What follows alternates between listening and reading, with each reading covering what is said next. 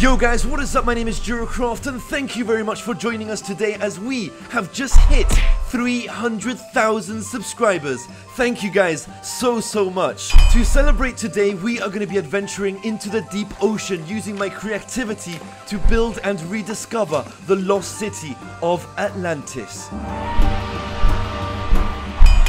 This request was incredibly challenging, traveling far into the distant ocean for one of the most demanding projects I have ever undertaken. Building underwater would seem almost impossible, as if poor visibility wasn't bad enough, we also have to worry about restricted movement, not to mention the fact that certain blocks are not even compatible with water. I therefore had no option but to build an entire ocean using my own creative knowledge. So sit back, relax and enjoy as we venture into this all new underwater paradise. Now this may not seem like much now, but we are going to do everything it takes to make sure this new landscape looks and feels like you're swimming through an underwater lost city. First and foremost, we need to construct an ocean surface, and for that we need a slight bit of help from World Painter. After a ton of experimenting, I eventually created an artificial ocean using nothing but blue stained glass. With the help of World Edit, we can now transfer this ocean surface into our newly built landscape. This already makes a significant change to the entire project, but believe it or not, there's still 2 weeks worth of work yet to be built. I did unfortunately turn off connected textures due to the excessive amount of blue stained glass. Right guys, now this is where most of the magic starts to happen, transforming the landscape even further to try and closely resemble the formation of coral reef. We're also going to be using the Minecraft block mycelium, which at least gives off a bubble effect, but despite this, I just generally like its tone of purple. I later began experimenting with different types of coral reef and seaweed, decorating this underwater paradise in a venture that took me almost 24 hours to complete. This is definitely one of the most colourful projects I've ever built, and experimenting with the underwater theme was definitely worth a shot.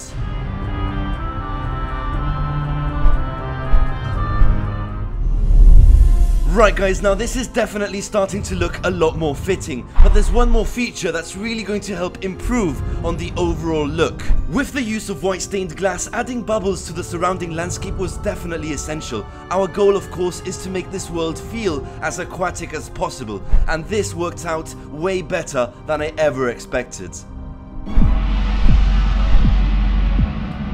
And so it begins, the construction of the mighty epic city of Atlantis. Soon you guys will understand just how carried away I get when it comes to building a mega project like this one. It all started out with a simple idea of constructing the ruins of Atlantis. That soon drastically changed into building an entire fantasy, Greek mythology based project. Experimenting with all sorts of statues, towers, buildings, which soon even expanded further across the ocean floor. After setting aside the idea of building just the ruins of Atlantis, I instantly set myself up for an overload of hard work and soon found myself constructing an entire underwater fantasy-based city, even expanding on the coral reef surrounding the buildings.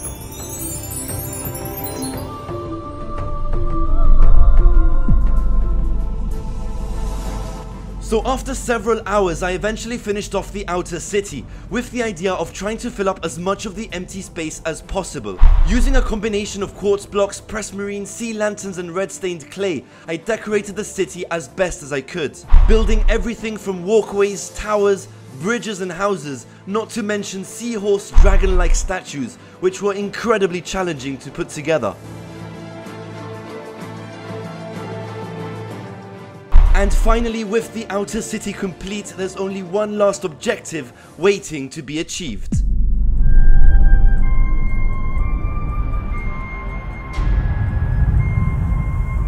Right guys, so the next objective is to build within the inner city walls. My plan was never to construct the outer city in the first place, so my decision is now to build a structure that would immensely stand out from the rest of the project.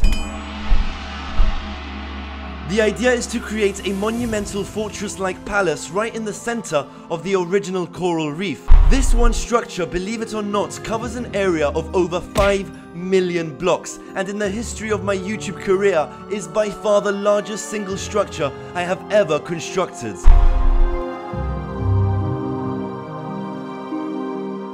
The really cool thing about this palace is that every single segment is decorated with its own unique patterns and designs, varying in sizes, shapes, and connecting to different sections of the fortress.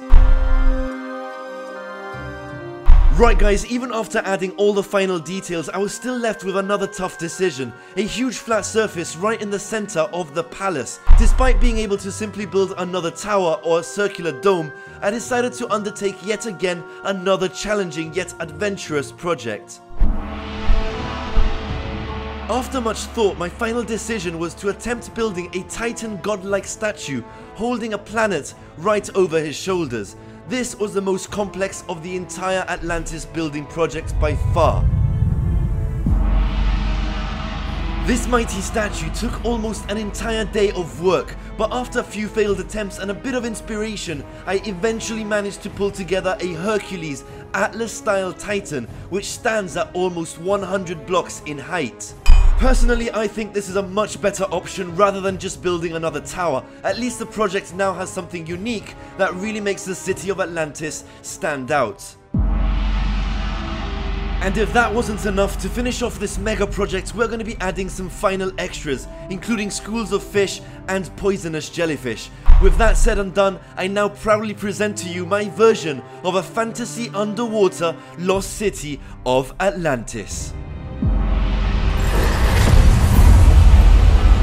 Show yourself!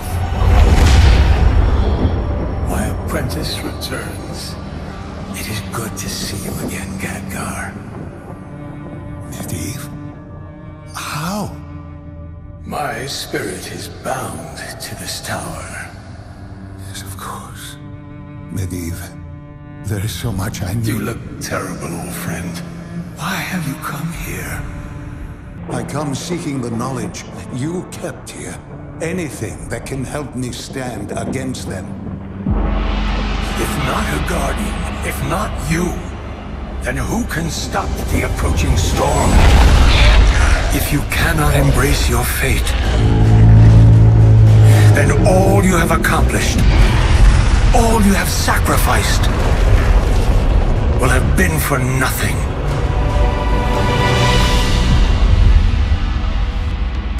Well guys, as always, this world will be exclusively available on www.jeracraft.net. Thank you so much for the support. As for myself, I am heading to the Gibraltar Festival of Colors, so feel free to follow me on Snapchat and I will catch you guys in the next one. This is Jeracraft, over and out.